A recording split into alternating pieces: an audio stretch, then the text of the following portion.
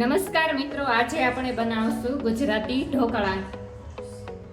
તમે આ રેસીપી શીખવા માંગતા હોય તો આ વિડીયો લાસ્ટ સુધી જોજો. તો મિત્રો, આ આપણે ઢોકળાનું બેટર તૈયાર કર્યું છે. તેમાં ચણાનો લોટ છે, ચોખાનો લોટ છે, મકાઈનો લોટ છે. આ બધો લોટ મિક્સ કરી દઈશું અને તેમાં નમક એડ કરશું અને સાજીના ફૂલ નાખશું. ત્યારબાદ બેટર તૈયાર થઈ ગયું છે. આ આદુ લસણ અને મરચાંની પેસ્ટ છે, આ સમારેલી ડુંગળી છે, આદુથી ખમણેલી છે અને આ ગાજર છે. ગાજર ઓપ્શનમાં છે, તમે નાખી શકો છો તમારે નાખવું હોય તો, ન નાખો તો બી ચાલે. તો હવે આપણે આમાં આદુ લસણ અને મરચાંની પેસ્ટ નાખીશું પહેલા. ત્યારબાદ આ કટિંગ કરેલી ડુંગળી નાખીશું.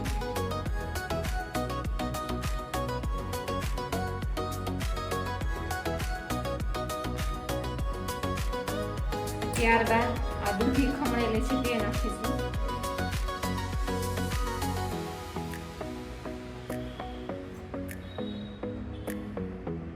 અને ત્યારબાદ આ ખમણેલું ગાજર નાખીશું. ગાજર છે ઓપ્શનમાં છે, તમારે નાખવું હોય તો નાખી શકો છો અને ન નાખો તો બી ચાલે. અને ત્યાર પછી છેલ્લે ધાણા એડ કરીશું.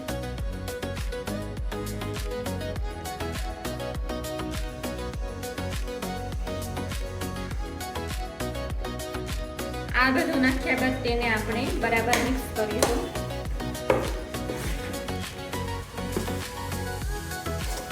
સારી રીતે આને મિક્સ કરી દેવાનું છે.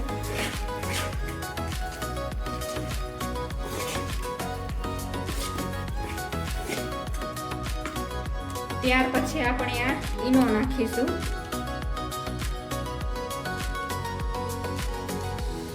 ઈનાની જગ્યાએ તમે બેકિંગ સોડા પણ નાખી શકો છો. આનાથી ઢોકળા સ્મૂથ અને ફૂલેલા બને છે. હવે આપણે આને સારી રીતે મિક્સ કરી દઈશું.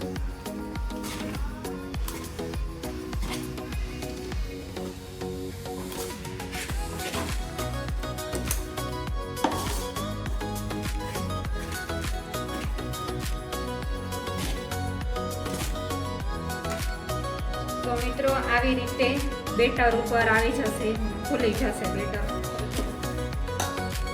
ત્યારબાદ આપણે ચૂલા ઉપર ઢોકળીઓ મૂકીશું. આમાં 2 થી 3 ગ્લાસ પાણી નાખીશું. મેં અત્યારે 2 ગ્લાસ પાણી નાખ્યું છે. હવે 1 ગ્લાસ પાછો એડ કરું છું. 2 મિનિટ પાણી ગરમ થવા દેશું.